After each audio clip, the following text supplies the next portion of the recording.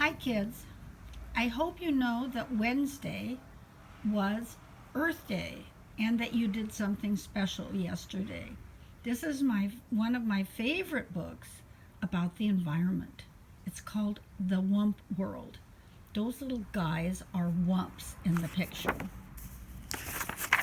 The Wump World by Bill Peet. This book was written the same year as the first Earth Day, but it wasn't because of Earth Day, it just happened that he wrote it. Here's Wump World. The Wump World was a small world, very much smaller than our world.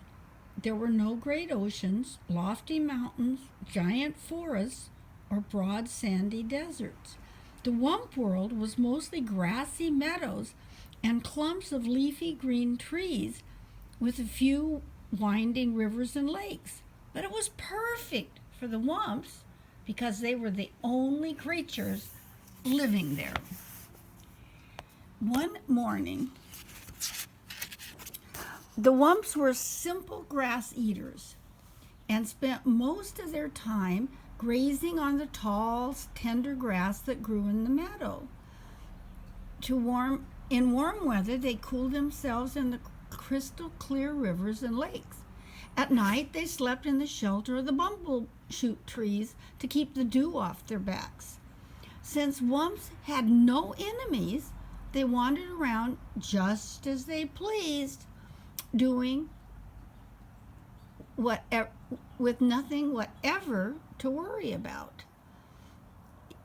However, the Wumps would have worried if they had known that someone a million miles away had been watching their little world.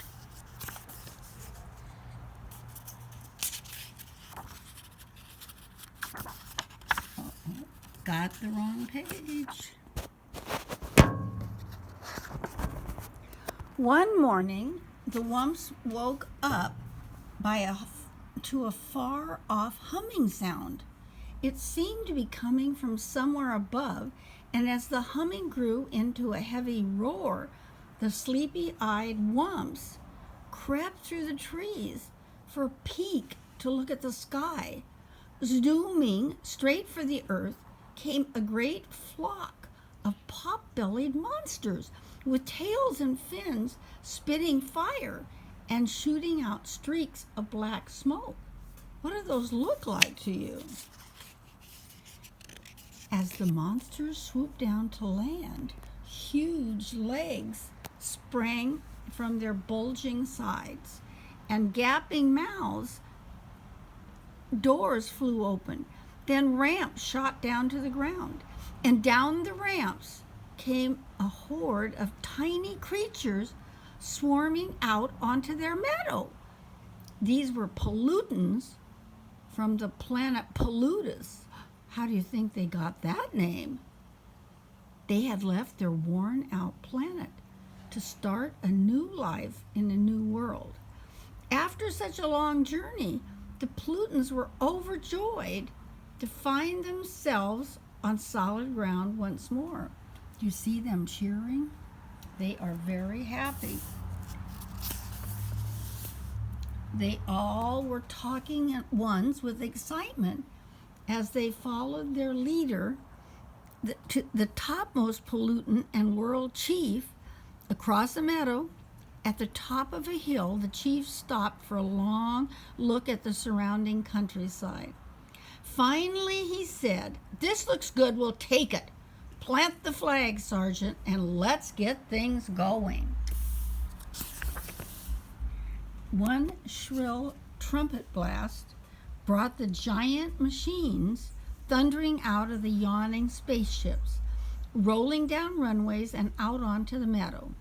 The timid Wumps had been watching warily from the shelter of the trees, and at the sight of the giant machines, they were horrified. They never saw anything like that before, did they?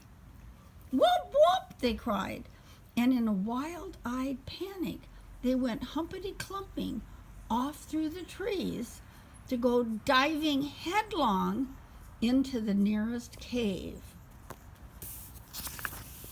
Then down they tumbled, head over heels, through a twisting tunnel to end up huddled together in a dark cavern, while the earth-shaking machines rumbled and roared high above. Once they got started, the monstrous machines moved at a furious pace, gobbling up trees and grinding them to bits. More giant machines flattened the ground, followed by great scoopers and scrapers and diggers and gigantic cranes. Soon, the entire Wump World had been overrun. The busy little pollutants kept their mighty machines going full blast, day and night without let-up, in a frenzy to improve their wonderful new world. Does it look like they're improving it? What do you think the Wumps would think?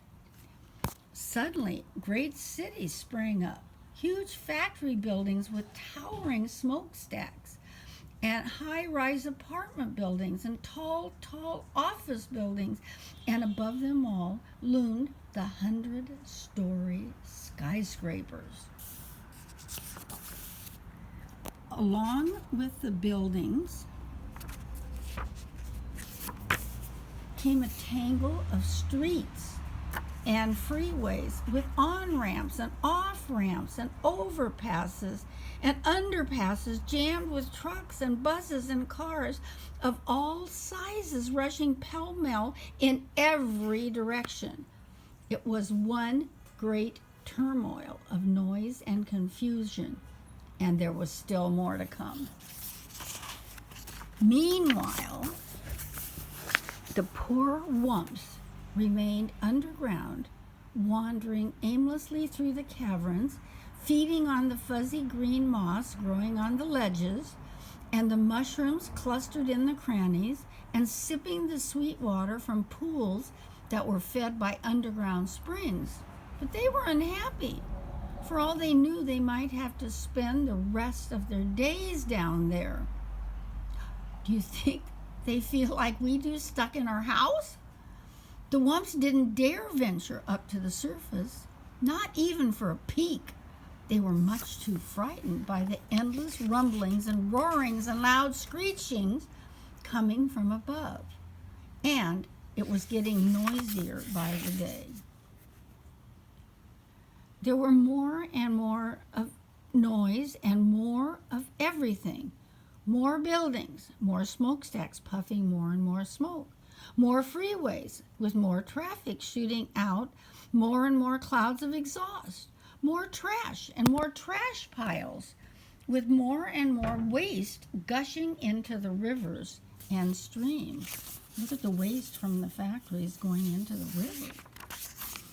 Pretty soon the cities were so clouded by factory smoke and fumes from the freeway, the Pollutians could barely breathe. They went sneezing and wheezing about the streets, growling and grumbling and blaming one another for the awful mess they were in.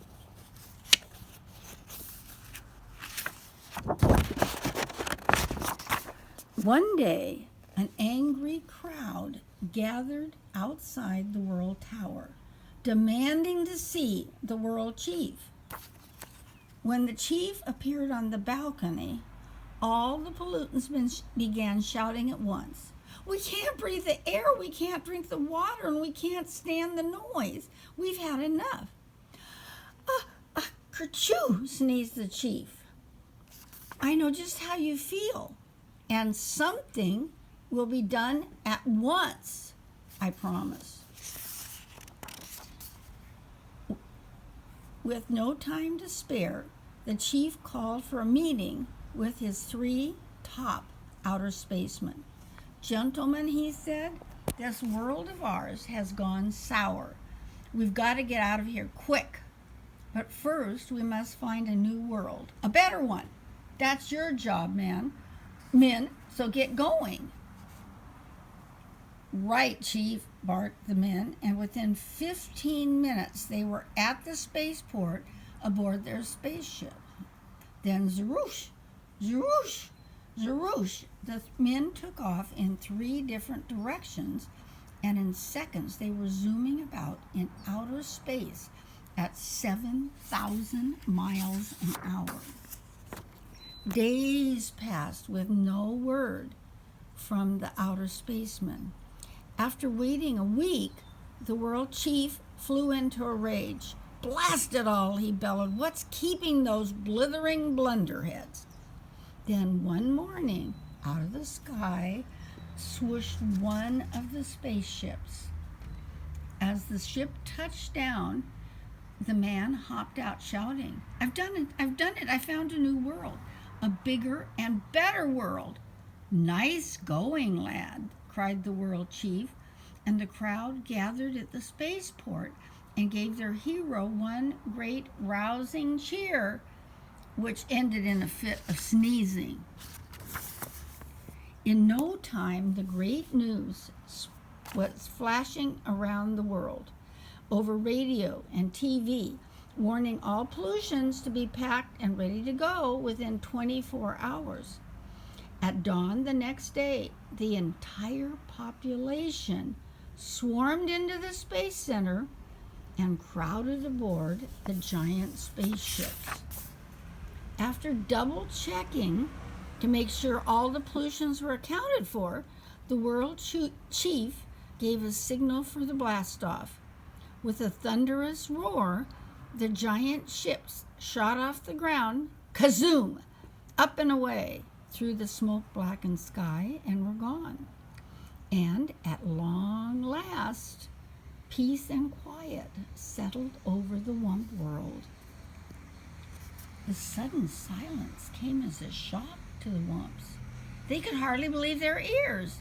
Still, they wanted to take no chances, so they remained in their caverns with their ears cocked for the slightest sound. Did they think it might be a trick if they went out? After a long silence, they decided it was time to go, and led by the biggest Wump, they crept up the tunnel to the cave entrance to find it covered by a crust of cement. With one powerful push of his snout, the biggest Wump bumped his way through. Then one by one, the Wumps waddled out onto the freeway and gaped in wide-eyed amazement. They feared something awful had happened to their world, but this was much more than they had imagined. They were staggered by the size of the huge building, with walls and walls of windows looming up on every side, and the broad layers of hard, flat crust covering the earth, which felt strangely cold to their feet. There was no sign of any tree, or not even a tuft of grass. Even the sky was gone, and the Wumps wondered if there was anything left for them. But they had to go and find out. They wandered the freeway for miles to find more and more buildings, and with endless heaps and wreckage and rubble. For all they could see, their world was completely ruined. Footsore and weary, the Wumps were about to give up and head back to their cave when the biggest Wump let out a joyful whump. Just ahead there was the grassy meadow with a clump of bumbershoot trees, all that was left of their lovely world. Wumping for joy, the Wumps went bounding off the freeway and out onto the meadow. Pretty soon the hungry Wumps were munching away on tall, tender grass. Now there was new hope for the Wumps. In time, the murky skies would clear up, and the rains would wash the scum from the rivers and the lakes, and the tall buildings would come tumbling down, and the freeways would crumble away, And in time, the green growth would wind its way through the rubble, but Wump World would never quite be the same. I want you to think if that could be what's happening in our world with all the buildings and traffic and noise. I wonder what the Wumps would say here.